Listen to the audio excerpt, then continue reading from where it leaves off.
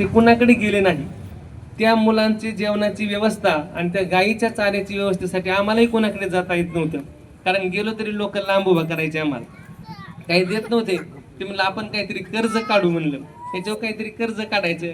या विषयाने आम्ही बराचसा थोडासा प्रयत्न करून कर्ज काढायचं म्हणलं. जरी बंद असली पतसंस्था तरी काही काही असे दरवाजा थोडा वर करून द्यायचे.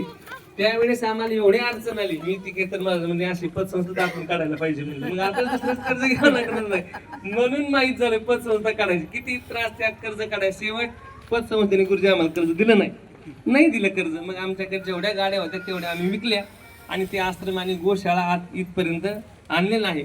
पण तिथं सारखं जाऊन ते जिथं मनुष्य जो आहे का, तो जिथं जाईन का तिथं काहीतरी शिकत असतो, कुठेही शिकत असतो. माझ्याकडे लहान मुलं होती ना, ते दवाखान्यात घेऊन जायचो ना, तर मग मला नंतर त्यांना काय दुखायला लागलं का आपोआप कळायचं, मीच त्यांना औषधी असती त्या मुलांना.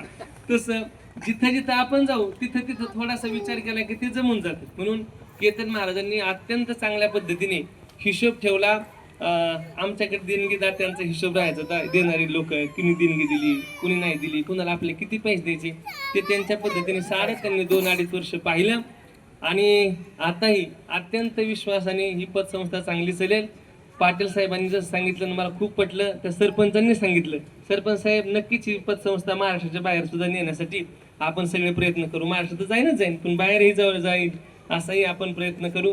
बस आपण ताई तुम्ही वेळात वेळ देऊन या ठिकाणी आलात, तुम्हाला मनापासून धन्यवाद. आम्ही लहान होतो ना त्यावेळेस आमच्या आत्या आहेत का, ते तुमची मालिका खूप पाहिजे. आम्ही त्यांचंच नाव ठेवलं होतं अक्का साहेब बरं का. मग त्यांना आज कसं काय ओळखलं करणं, तर तुम्हाला बघायला त्यांची खूप इच्छा होती.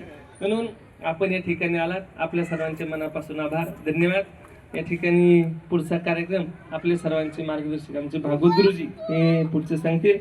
आणि विशेष सांगेल, केतन महाराज इकडे आल्यानंतर ताई तिथे जी गोशाळा आहे, ज्या गोशाळेला आता सध्याचा खर्च 10,000 रुपये आहे.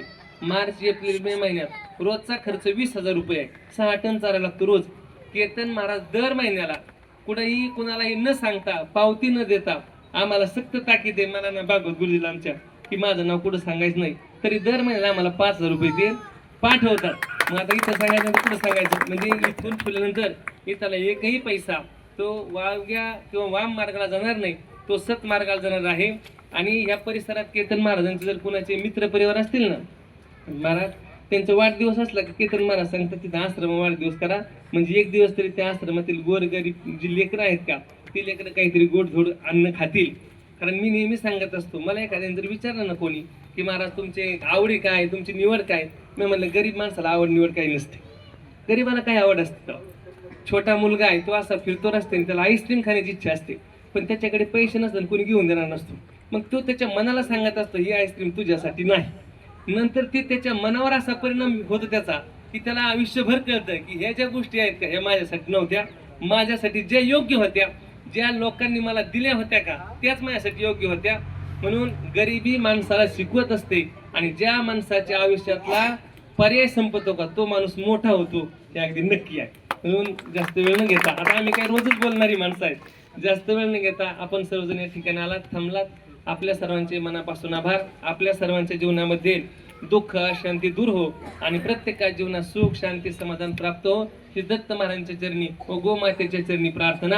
आणि दुसरी सांगू इच्छितो, आज इंदोरकर महाराज येणार होते इकडे, आता इथूनच जाणार आहेत ते कुठेतरी, पण त्यांचं आणि आपल्या वेळेचं बजेट बसत नव्हतं. म्हणून मी ते केतन महाराजांना म्हणलं त्यांना त्यांच्या मार्गे जाऊ द्या.